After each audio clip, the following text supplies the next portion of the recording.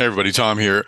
This will be our last podcast of 2023. Device Talks won't be putting on any podcast next week, but I did want to thank you for another tremendous year. It's been our sincere pleasure, Kayleen Brown's and mine, to bring you the stories that we've been able to bring. And believe me, we're working on many, many more. I might be asking for your help a little early next year. Love to get some feedback from our listeners. Stay tuned for that. But otherwise, enjoy this wrap up of the top stories of 2023. Brought to you by, of course, Chris Newmarker, the newsmaker himself, and Kayleen and Jim Hammerand, managing editor of Medical Design and Outsourcing. Really enjoyed this conversation. I hope you do too. And more important, I hope you have a wonderful time with your family. Maybe you're taking some time off, maybe not. But in any way, I hope you find some peace and joy. And I look forward to sharing stories with you in 2024. Thank you, everybody. All right, you ready for this? Ready.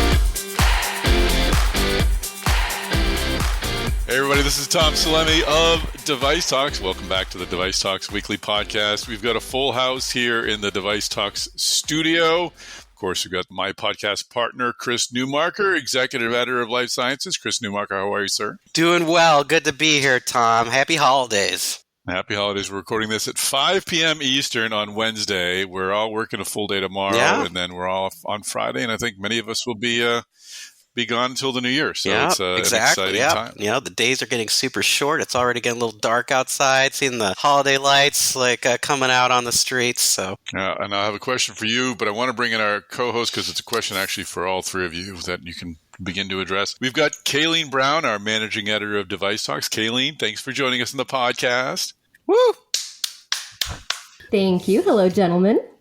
Woohoo! Excited to talk about the year's big news with you. And we also have Jim Hammerand, managing editor of Medical Design and Outsourcing. Jim, thanks for joining us on Device Talks Weekly. Hey, Tom. Always a pleasure to be here. Thanks for having me. So we were talking holidays. My question for the three of you have young children of varying ages. Elf on the Shelf, yay or nay? Chris Newmarker, no you way. go. Attaboy. Jim Hammerand, how about you? Creepy. I'm a strong no. I don't like the Amazon Ring doorbells, and this is just an extension of that surveillance state. I don't want my kids thinking someone's always looking. And honestly, I don't have the creativity to figure out some more mischief for them to get into. So I'm just telling the kids, you're good behavior, good kids. Don't worry about it, and it's working out so far. And Kayleen Brown, your young one, he's just one, so he's probably not aware of all the show business that goes along with the holidays yet, particularly Christmas. How are you anticipating the Elf on the Shelf question? Well, in just a few years, there's going to be something other than Elf on the Shelf. So my gut tells me for today, the answer is no. Let's just try to have him be a good person all year long without trying to report back to an elf. But we'll see what happens in the next couple of years. That answer may change. Great. These are good parents here in this podcast. I agree completely. I could never, to Jim's point, I never had the creativity. I can barely remember to put the money under the pillow when they lose a tooth. I'm not going to be able to put the shelf in an embarrassing incident every single night. It's just too much work. So Wait a second. The tooth fairy isn't real? Yeah, wait. Come on, Tom. You can't get the secret. You've never put money. Spoiler alert. Jensen cannot listen to this episode. No, exactly. Please, parents, if your kids are in the car, we may reveal secrets about Santa Claus that you have not yet shared. So I have a 7-year-old elsewhere in the house with the door shut. So hopefully I'm safe. All right. We're here to talk about Advent calendars. Advent calendars, great. Piece of chocolate for the kids every day. Who's going to be against chocolate every day? Yeah. I mean, come on. Gosh. What, are you running for political office? Exactly. I would totally use that platform if I was running for office. Chocolate every day for everyone. We're all pro-chocolate every day. Love it. Exactly.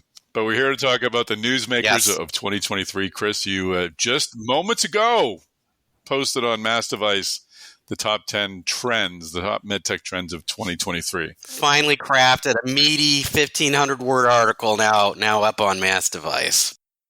And I know you surveyed thousands of people. You poured through records of some sort. I'm sure you in putting this list together. Right? It was exhausting. I mean, it actually was like polling our editors, to like, hey, what do you think are the top trends that really stuck out to you this year? And looking at our analytics too, like what were the stories that were really getting the most views on, MassDevice and medical design and outsourcing, and then kind of just making those calls then on what the top trends were for the year that so. But it wasn't totally just the editors here, and you and Kayleen, like sitting around saying, gee, what's important? I mean, we inform this, with the data on like what our audience is really getting excited about. Plus, we're super keyed in on LinkedIn, like so we're just seeing like what gets a lot of buzz on LinkedIn when we're posting about all the different news going on. All right, well, let us roll into number 10. We'll work from the top, number 10, down to number 1. Do we got a drum roll? Do you got some drum roll sound effects for this? Like, let me see if we do. Right. We should. No, we don't pay for the drum rolls in this thing. Medtronic probably wouldn't lend you the drum and bugle corps. Medtronic does that drum and bugle corps thing in their earnings calls, but they probably wouldn't lend that to you, right? Like the quad drums. Yeah, no. Those are great drums. Those are. Chris Newmark, number 10. What is it?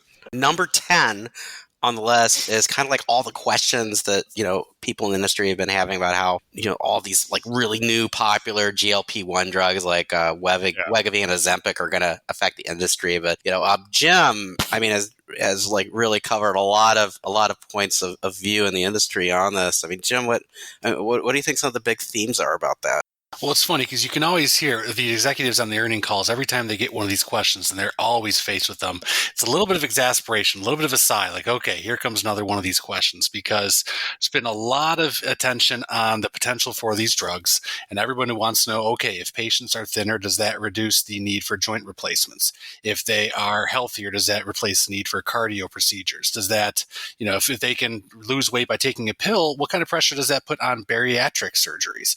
And so companies like Medtronic, Intuitive, Stryker, they're facing these questions, and the math that they're doing is pretty interesting. They're showing their work, and they're saying that they believe it's going to be pretty much a mild disruption initially, but in the long term, given the costs of these drugs, given the difficulties in compliance, and whether the pounds actually stay off after somebody goes off the drug, they actually are saying that they're seeing potential for an increase in demand for their devices and these procedures. So it's still a lot of unanswered questions about what kind of coverage this will be, how widely adopted they will be, and some of the long-term effects, either from side effects or even the long-term treatment effect.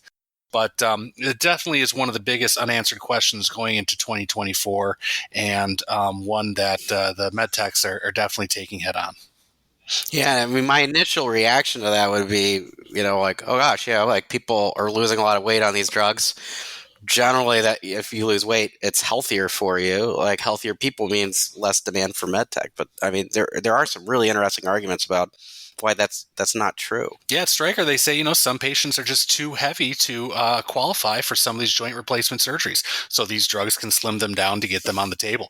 Medtronic says, hey, if we're keeping patients alive longer from fewer cardiovascular events, well, that leads to a longer pipeline for our products down the road for older people who need some of these interventions. So really is an interesting take on it. Optimistic look. Again, time will tell. And everybody really is saying, look, if this is an effective treatment for obesity, which is a huge problem, leads to a lot of comorbidities, then we should all be cheerleading. And in the meantime, I don't think device makers are really fretting too much about it. Thanks, Jim. Chris, let's move on to number 9 on the 2023 Newsmakers. Well, number 9, this is, definitely more of a sad story. I mean, we just have, this Philips Respironics CPAP recall, just this year, in 2023, just, got even more serious. I mean, they're just continuing to slog through a recall involving like millions of, CPAP, BPAP, ventilators, other respiratory devices with this, sound abatement foam breakdown. And, by mid-year this year, I mean, FDA reported more than 100,000, reports that are potentially related to the problem. I mean, 385 mentioned deaths.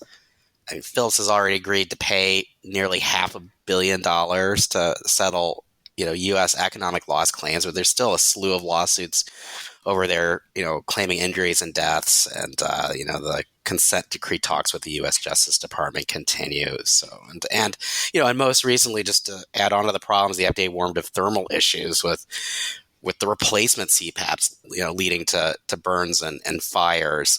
So it's definitely near the top or at the top of the list of the worst medical device industry recalls we've seen in this century so far. So just here's to hoping that in 2024 we really see a lot of this get resolved. Absolutely. No, I mean those are the articles that we've read, the ProPublica articles that came out have certainly been troubling. They're the ones who had the deep exposés. Yeah, ProPublica and the Pittsburgh Post-Gazette have had some major exposés this year, like really talking about how this all came about. So and definitely some serious criticisms in those articles of the way that Philips handled this all. That they're going to have to continue answering. It's a big reminder of how much of the whole recall process really relies on medical device manufacturers to initiate things themselves. I would not be surprised if we see changes at FDA about how these kinds of things get initiated, maybe more faster reporting and probably more transparent reporting with the public and the industry to have a better handle on these kinds of issues when they pop up. Yeah, absolutely. That's a great point. And it actually would be, I think, a bipartisan issue in an election year. I hope it doesn't get to that where it becomes hot button, but I can't imagine there'd be one party or the other who would be against strengthening those recall regulations. Yeah, definitely safer medical devices would seem to be more of a nonpartisan issue. But yeah, I guess we'll see. It's all going to be the Wild West, next year with all of that. And if people want to, learn more about the Philips recall, we have a extensive timeline of, everything that's gone down with that recall, over this, more than 2 years since it was initiated. So, you can easily Google that up. It's on MassDevice. All right. Well, great. Important number 9. I wouldn't say great number 9, but an important number 9. Chris, why don't you introduce this to number 8 on your list of top medtech trends of 2023? Number 8 on the list is it's been a banner year for diabetes tech launches, and a ton of coverage from our associate editor Sean Hooley, who is planning to roll out his own roundup in coming weeks of just all these launches and news in the space. Just a really, really exciting year. I mean, we had the launch of the next generation G7 continuous glucose monitor from Dexcom. It's 60% smaller than its previous CGM. Demand is really high for Abbott's next gen FreeStyle Libre 3 CGM. I mean, the sensor's the size of 2 pennies stacked together. Tandem Diabetes Care, they want FDA clearance for their Tandem Mobi automated insulin delivery system. And, we also had clearances for Beta Bionics, iLet Ace automated insulin pump and iLet dosing decision software. And then Medtronic Diabetes, they had so many challenges around, an FDA warning letter and much more. They're kind of back. They received FDA approval for their next gen MiniMed 780G insulin pump system, with the Guardian 4 sensor. So just a lot going on. Plus, M&A, we had Abbott buying Bigfoot Biomedical. Medtronic had plans to buy the Korean insulin pump maker EOFlow, but they kind of nixed that deal recently. It was $738 million. But, a lot of the analysts said it just showed, how strong Insulet's IP is in that space, and Insulet had been, winning some, IP battles in that area. So just a lot of exciting things going on, a lot of good news for people who have diabetes. No, this was definitely one of those areas I think that was also brought up frequently in the GLP-1 discussions. Not to go back to number 10, but I know we had Karthik Balsetti from Gilda Healthcare on a few months ago looking at venture capital investments, and I know the opportunities to invest in new diabetes devices could be impacted by GLP-1. So it seems as if with the advent of this new technologies and the arrival of GLP-1, I don't know, I feel I'm optimistic about where we are sort of in the broader health landscape. Sean had a story where Abbott presented data that they said was showing that their CGM was proving complementary to GLP-1s. So you're on the GLP-1s to better manage your diabetes, lose weight, and you've on top of that you use the CGM to see how your blood sugar is doing through all that. There's always the potential, people don't always like to stick themselves with these weight loss drugs, but if you can get to a point where you have the less invasive technology like diabetes device makers have, there's a lot of potential to increase adoption and get over the pain of the prick. Chris Newmarker, let's roll on to number 7. Number 7, we've got, we've really, this 2023, we saw a big shakeup in the surgical robotics space. But like Tom, I'll let you tell people more about this. Way to set me up. Big, huge shakeup. Tom, give them all the I've done enough, Tom. It's your list, my friend. No, everyone always says robotics is hard. You know that. Yeah, exactly. As our keynote speaker from J&J said at our DeviceTalks West event. Yeah, but no, speaking of J&J, they did have good news with Ottava. They're moving forward in that regard. We were kind of wondering what the status of J&J's surgical robot was, and they're going to be moving forward with their clinical trials in the new year. So it's great to see movement there. I would expect in 2024 to see movement from Medtronic as well with Hugo. We'll, I think, be hearing some news from them. If you look at the smaller companies out there, you reference Vicarious, who certainly has a compelling robot, and I'm laughing because I posted a video of their robot on LinkedIn yesterday, and people just loved it. They love the video, they love the imagery, they love the potential of these two tiny hands inside the body performing surgical procedures.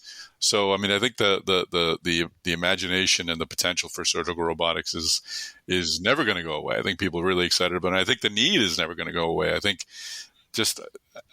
we've talked before about 10 years ago, surgical robotic systems were kind of seen as marketing tools, cosmetics, unnecessary, that the surgeons had control, had all the skills they needed to get it done.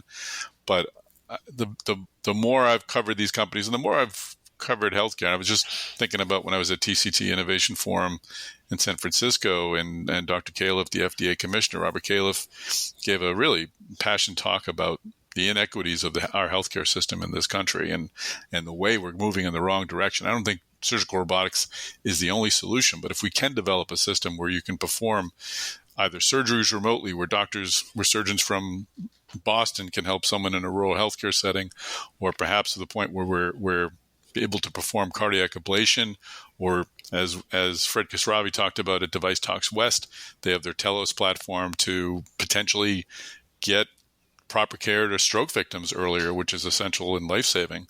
I really am. Yeah. I'm a believer in this technology now.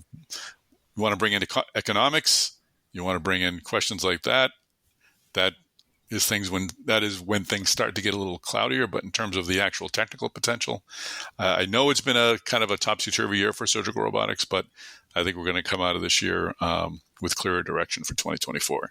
One of the most exciting stories I saw in robotic surgery this year was not from a major manufacturer. It's not even anywhere near commercialization, but it came out of some researchers at Boston Children's Hospital, where they were able to develop this surgical robotic platform for pediatric brain tumor removal. And the idea is eventually it'll also be used for adults too, but just seeing the kinds of potential these systems have to get into tiny spaces and to really address the kinds of things that are really can improve people's lives.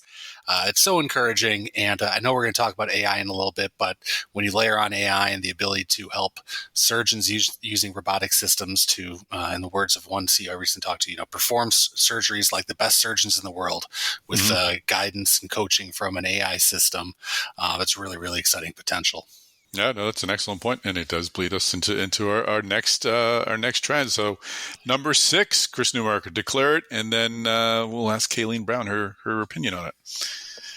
Said it was the year of AI, and Kayleen, with our pharma editor Brian Bunce, has rolled out a new podcast even called AI Meets Life Sci. So, Kayleen, I think Jim said it perfectly.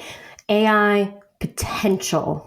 I think that's really the key here. So to really talk about one thing, in particular when it comes to AI is absolutely impossible. So just some highlights of what Brian, as you mentioned, Chris, and I are co-hosting AI Meets Life Sci. But we've also had this wonderful opportunity to speak with senior leaders from big pharma, senior leaders from the large OEMs on the medtech side, so GE Healthcare, Medtronic. We are also speaking with large tech companies, so Microsoft and Google, Amazon. So we're getting these perspectives from not just within life sciences, but outside of life sciences.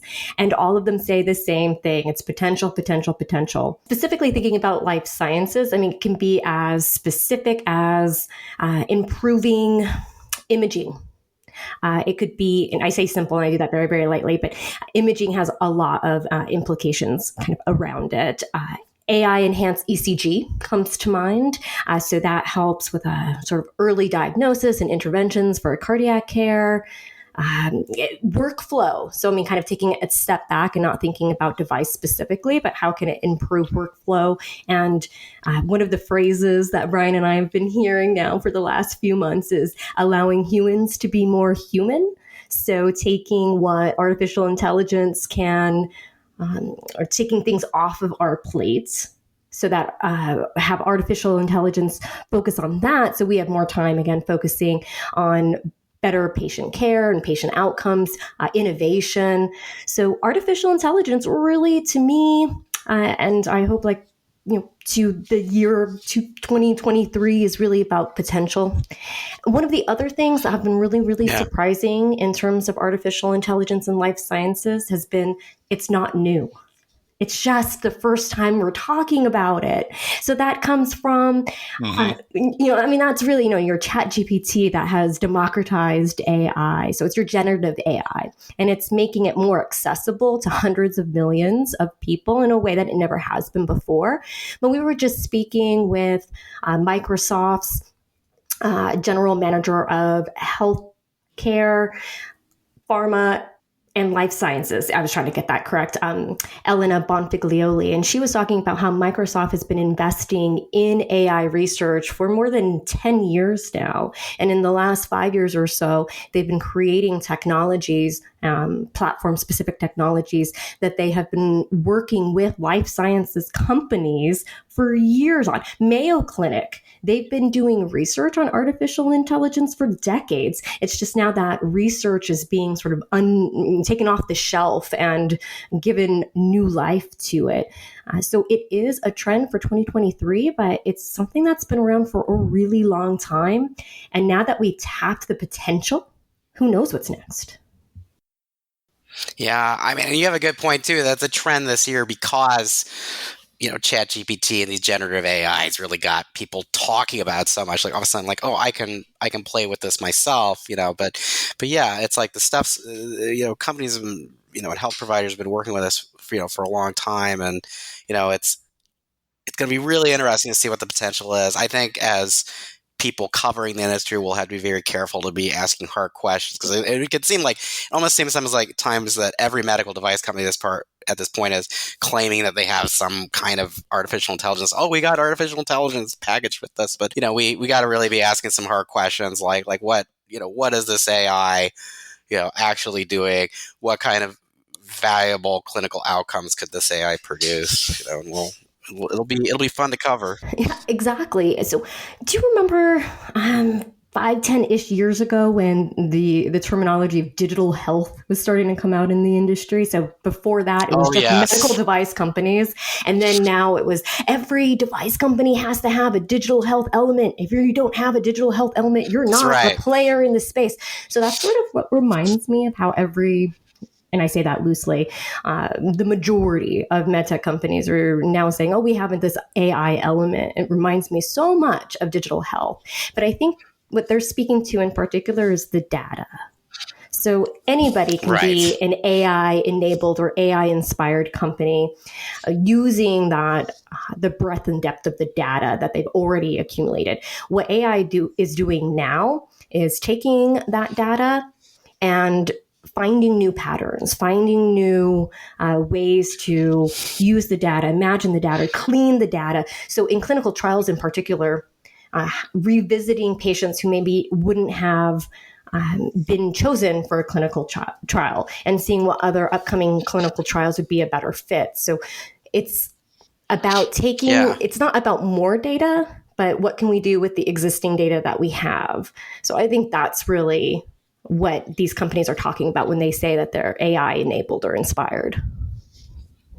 It's hard to think of too many industries with more data collected and more every day than healthcare. Exactly. And no more need of sorting through all that data to produce something valuable and actionable. You're absolutely right. And we're seeing medical devices really create senior positions for folks with AI backgrounds. We've got Sid Satish, Vice President of AI at Stryker. We had Ha Hong from Medtronic on DeviceTalks, or speaking at DeviceTalks West, and he's the Chief AI Officer of Endoscopy at Medtronic. And Sandra Nagali, she was on our Boston Scientific Talks podcast, and she's she's Director of Digital Health, but we talked a great deal about the role of AI in Boston Scientific's varying platforms. The AI team kind of works, the digital health team works cross-discipline, so they work with a lot of different devices. So certainly something that I think will be making its way onto the list in 2024 as well.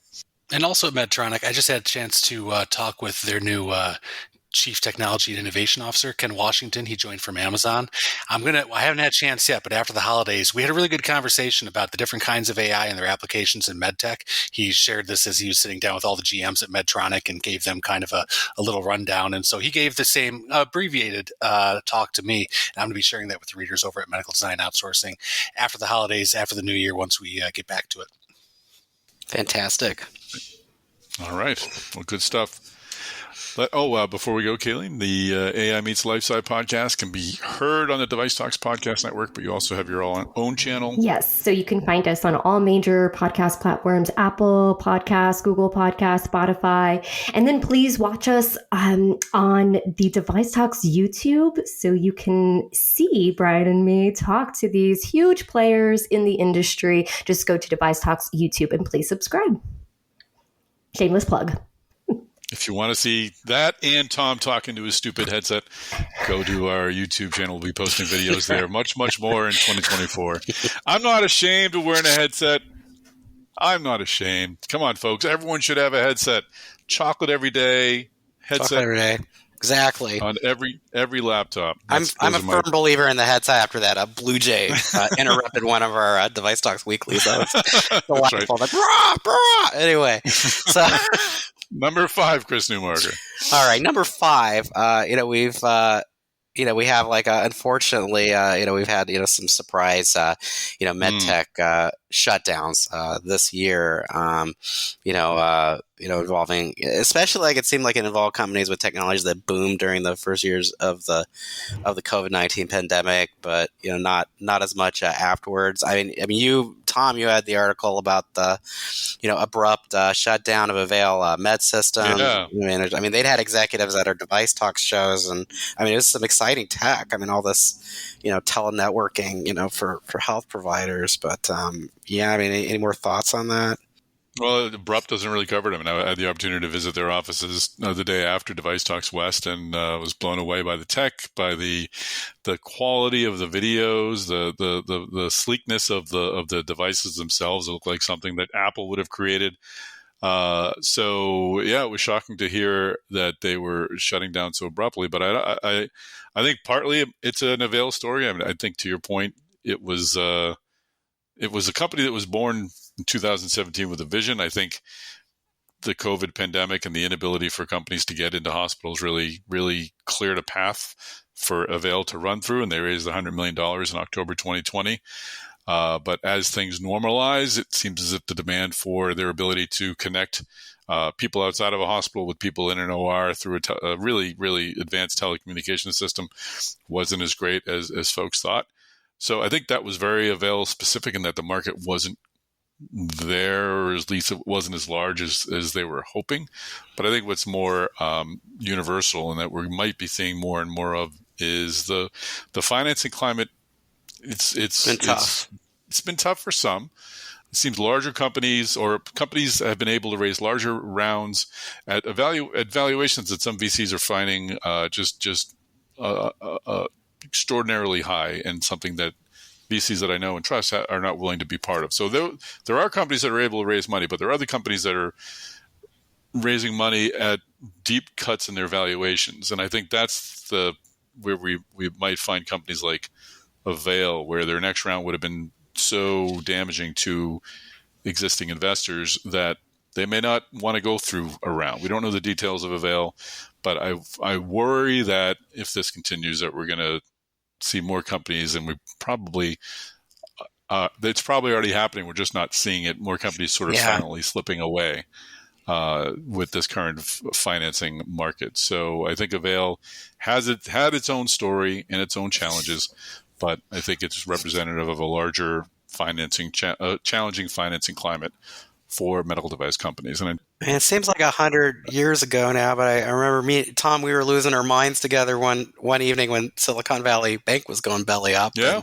And, but that doesn't seem to have in the long run been as much of a problem as people worried, at least because the companies with investments got their money back. They did. Yeah, they did. But I think Silicon Valley Bank was certainly a very strong flotation device for a lot of companies, and the fact it's not there and not as it still exists, it's still doing business, it's still working with startups, but the fact that it's just not just this force in the industry like it was. We're seeing other companies, other banks come in to kind of fill the gap. HSBC is sort of taking on, has a lot of former SVB people working there, and they're going to serve that startup community as well. But it just seemed to be a really stable ground when SVB was there supporting all of these startups. And now with the shakeup, we're not.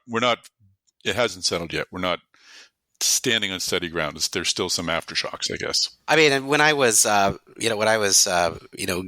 this roundup together, I caught a recent PitchBook report that was, at least saying in the long term, like we could see a rebound in investments. Especially there's some dry powder out there, and fingers crossed. Maybe the Fed will lower rates a bit next year. So, like, here's to hoping that situation improves. Let's just go on to the next item, because it kind of is related to this, and that the M&A environment is sort of uncertain. So, Chris, what's trend number 4 on the 2023 MedTech list? I mean, number 4. I mean, we had, we saw a lot of, serious refocusing in 2023 on the part of, medical device companies. I mean, just businesses in general have had, have found it more expensive to run a business. I mean, we had inflation, higher interest rates, supply chain challenges, and then MedTech companies, have also had to, grapple with having health provider customers, working through all these, operational challenges. If they're doing business in China, China's centralizing buying for its healthcare system, to reduce costs. So that's less money, from, the Chinese market, which is huge for some companies. So especially in the first half of the year, I mean, we saw a decent amount of layoffs, including, we had, Medtronic and Johnson & Johnson MedTech among, companies, announcing a lot of, restructuring and as well as, layoffs. At this point, MassDevice has reported on more than 18,000 job cuts in the industry since mid 2022. Though I would say that the reporting on that has been, the layoff news is greatly tapered off in recent months, which is good news for me because I hate writing a layoff story. But on top of that, there's a lot of changes in just the lay of the land with these companies, a lot of larger companies saying, hey, we need to, on top of this refocusing, we need to spin off businesses and, become more streamlined in what we do. So, I mean, we're just seeing, the year started out with GE Healthcare officially becoming a standalone company. Medtronic and DaVita officially launched their Mozarc medical kidney care spinoff. We have 3M's in the process of spinning off 3M Healthcare in a new business that's going to be called Solventum. And that's just the tip of the iceberg. And, I know, Tom, our last, DeviceTalks Weekly, we had Bill Hunter, CEO of Canary Medical on here. And, one of his hopes amid at least all of that is that we'll see some, more mid-sized companies that, could be, good for going and investing in some of those, more early stage medical device companies. So that could be one silver lining that comes out of this whole period. You're absolutely right. Just this week, Edwards Lifesciences announced they're spinning off their critical care division, just to add to the list. And they announced that Katie Simons will be CEO. So hallelujah, Woo-hoo! another medtech CEO. Let's more keynote speakers. Yay! Let's deepen the pool a bit.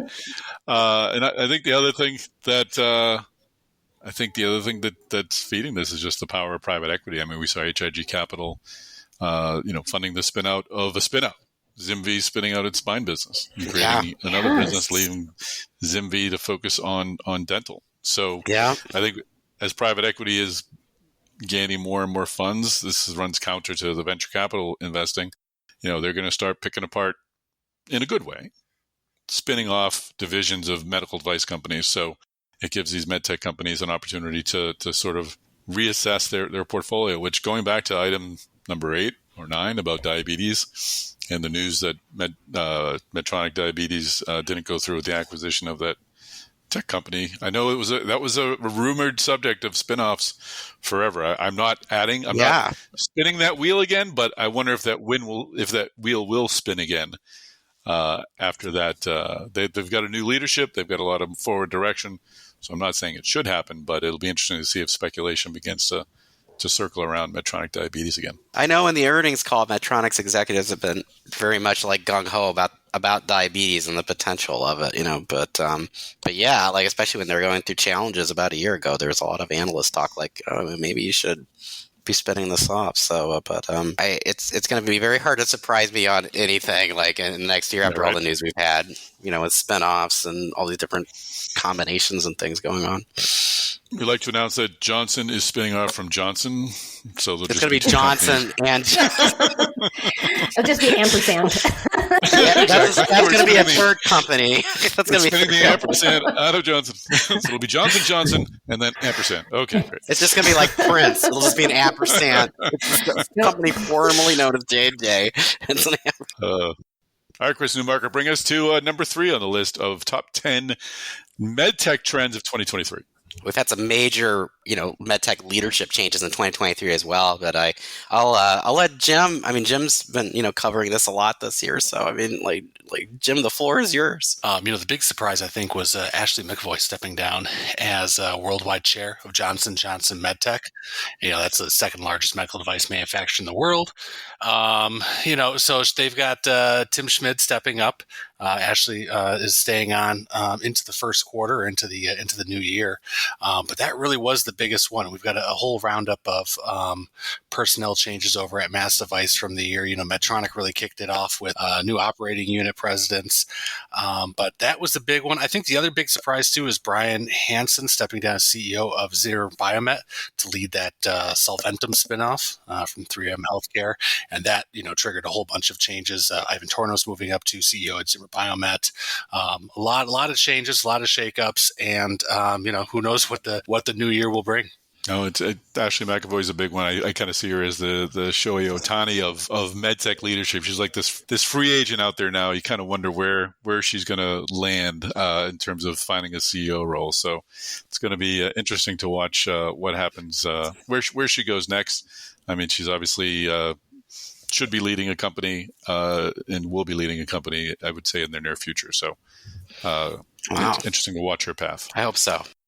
Number 2 on the list, we've got the first pulse system ablation approval.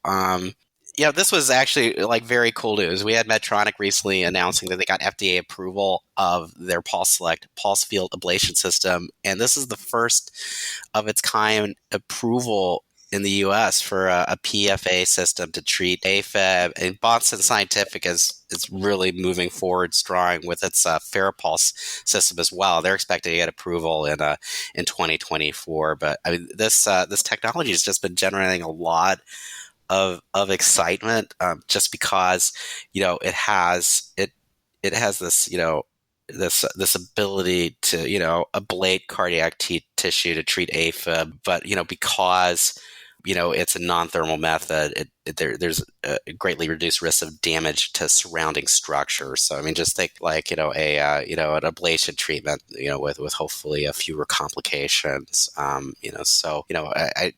I expect, we'll be getting even more news in the space. I mean, Medtronic also has a Ferris system that they acquired that can toggle between pulse field and radio frequency ablation, so that, doctors in the cath lab don't have to choose which kind they're going to use. They can, have this choice right at their fingertips. And, Johnson & Johnson's Biosense Webster has a clinical trial going on of its own dual energy ablation, catheter. So, I mean, just a lot of news this year, and more to come. And what's so great about this pulse field ablation is, you can really limit the damage to the heart tissue that you want to ablate, but avoid damaging nerves that are running down the esophagus and nearby.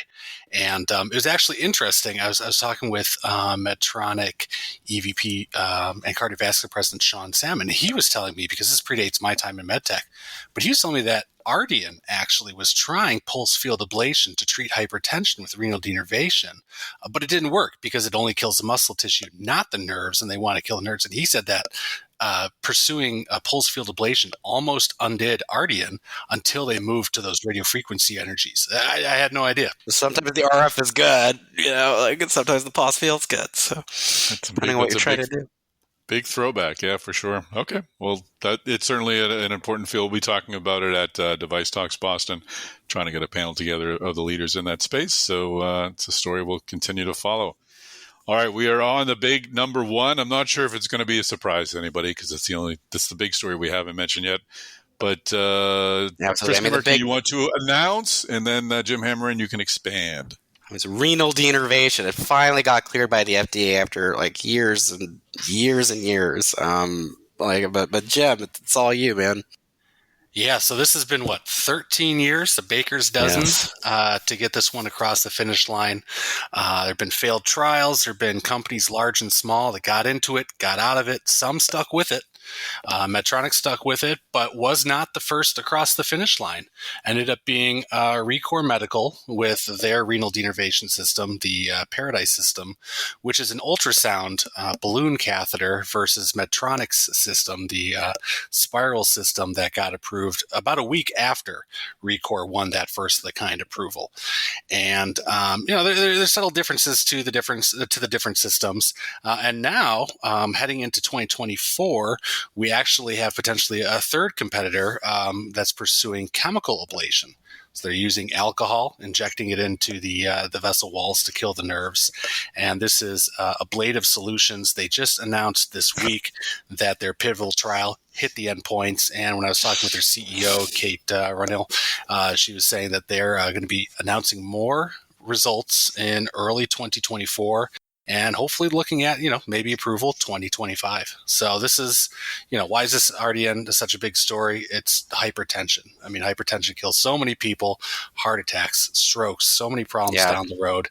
If we can address this in a minimally invasive way, address it in a way that doesn't require people to adhere to a complicated or even sometimes a simple medication regimen, this could really be a real big game changer. And stay tuned with that alcohol-based renal denervation because it doesn't require a generator to get the ultrasound waves or the radio frequency energy. It's just a kind of a shot of alcohol right into the catheter. Wow. That's a great recap, and you're absolutely right as to why this is the number one story. And I would add to that it was 10 years ago. It'll be 10 years ago on January 9, 2024, when Medtronic was at JP Morgan and announced the disappointing trials of the device that they had acquired from Ardian. It was news that literally shook all of Union Square because I think Ardian was just one of those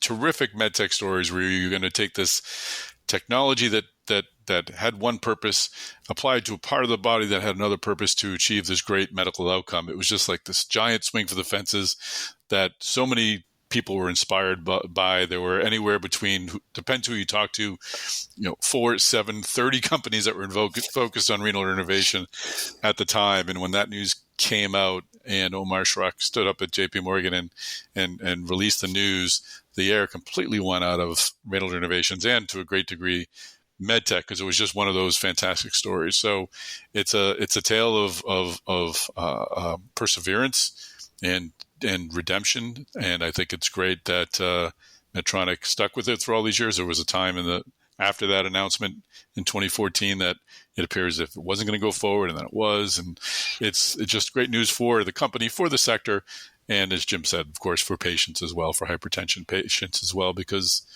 this is another disease where medications can help to a degree. They can help to a degree. It's great to have another option to help people who are very sick and need some help. Medtronic's now looking at the potential for using this technology along with cryoablation to provide AFib treatments. I mean, there's even more potential that could come out of this. And Tom, what one word you said, perseverance. I've been in recent weeks, actually since the approvals came, I've been interviewing, Recor's CEO and the SVPs and EVPs at Medtronic, asking what were the lessons learned.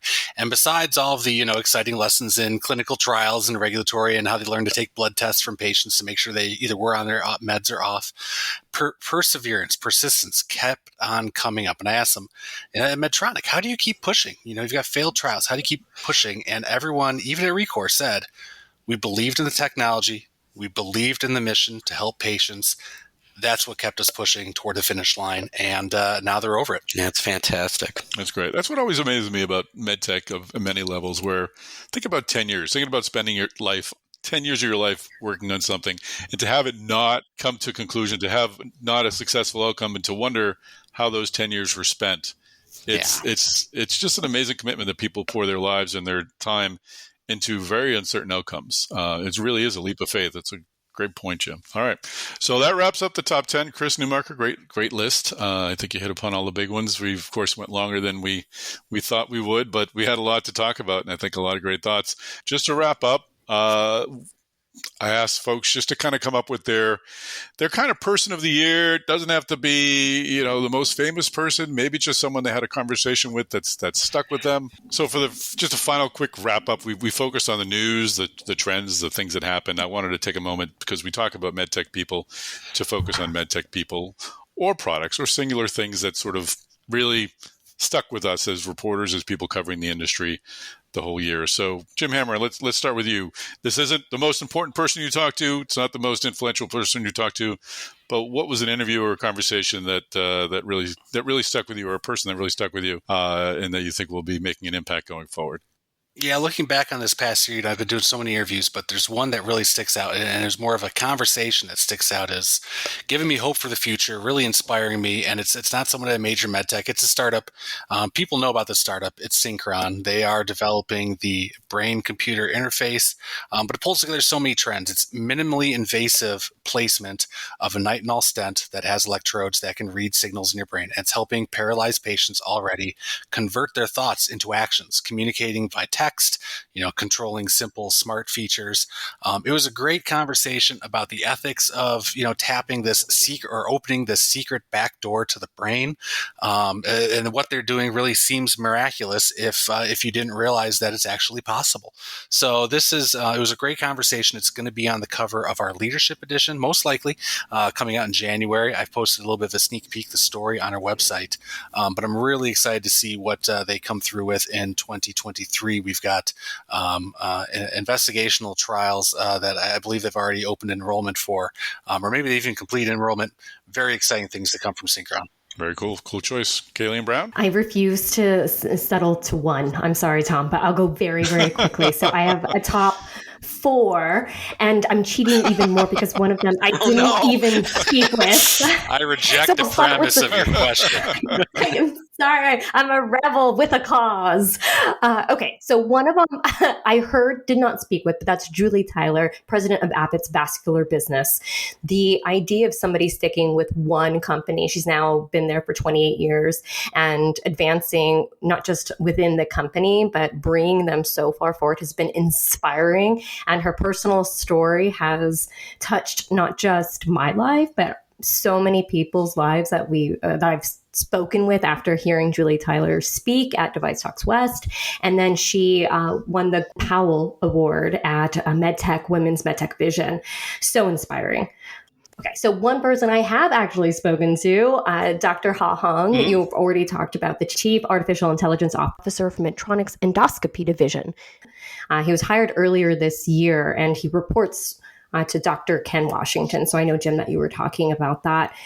But the idea of somebody coming from Caption Health and being one of the leaders in AI and bringing that innovation and bringing that vision to a huge company like Medtronic is really inspiring. Yeah. Talk about smart guy. I mean, he thinks so abstract, and having a powerhouse like that, Medtronic is going to do very, very well. Kristen Carroll, she's the CEO of Can Do Health, inspiring on every level, checks all of the boxes. But what is particularly interesting to me is this idea, and I'm sure that you'll agree with me here. When I first started in the industry about 15 years ago, we really thought about medtech as like the technology. 15 years later, we're thinking about medical devices from the perspective of after patient surgery and after the implant was put in. So post-acute care. And Kirsten Carroll from Imperative Care went to Can Do Health to focus on people recovering from stroke. That is a way of thinking about healthcare that I haven't seen in the last 15 years. It's not just about how can we fix it today, but how can we continue to support and better those health outcomes and better those lives? And one of the things that Kirsten had said is, which really resonated with me, sure, we can fix it today, but if we fix somebody's health issue today, what about the other 40 years of their life? And I hadn't really thought about it like that.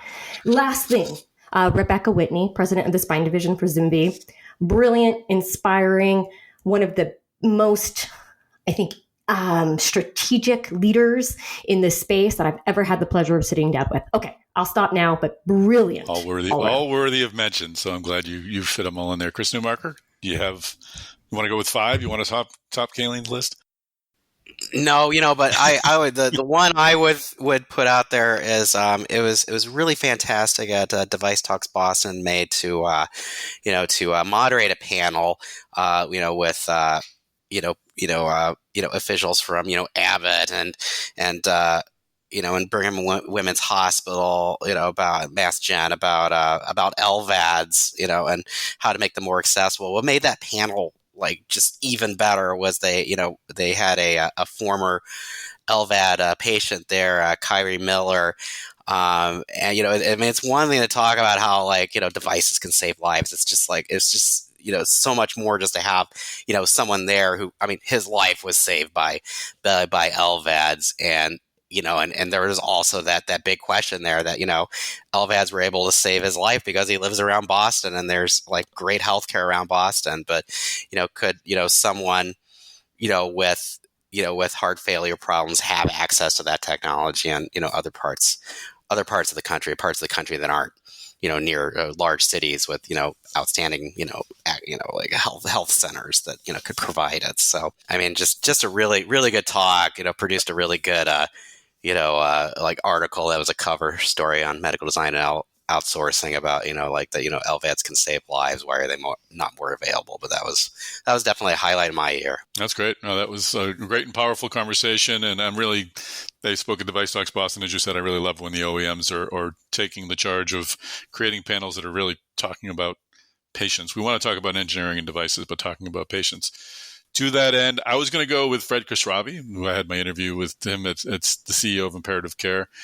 Kayleen, you covered a lot of the reasons why I walked away from that interview so impressed. So I'm going to add real quick, and I already mentioned him once, but FDA Commissioner Robert Califf, who I heard at the TCT MedTech Innovation Forum, just talking about not about regulations, not about medical devices, but about the inequities of care, of healthcare in this country, about the fact that people our lifespans are growing shorter, our health is not better, our costs are going up. These are all things that can't continue to swing the way they're swinging. Medical technology needs to make a difference. I think it's why we're all involved in this. And I certainly hope that we in 2024 and 2025 begin to find a way to reverse those trends, because particularly troubling. And I really do hope, as I referenced earlier with surgical robotics, that technology can level the playing field and help more patients everywhere. So his presentation has stuck with me for several months, and I think it'll be sticking with me for a good long time. So that is my choice. All right. Well, good choices all around. I think good top stories all around. Please make sure you subscribe to the DeviceTalks Podcast Network. Kayleen and I are working on a bunch of new projects. We'll have a lot of new podcasts coming out in 2024. Thank you to everyone who has listened so far. Our listenership has gone up double percentile points. It's just insanely promising as to how many people are listening to our podcasts, and we want to bring you more and more and more. We had a great conversation just an hour ago with another company that will be part of a podcast in 2024. So make sure you subscribe to the DeviceTalks Podcast Network. Make sure you subscribe and check out Medical Design and Outsourcing. Make sure you read MassDevice every single day. Make sure you follow all of us, all of our products on LinkedIn, and make sure you have a happy holiday season. Happy New Year to you, and we will talk to you in 2024.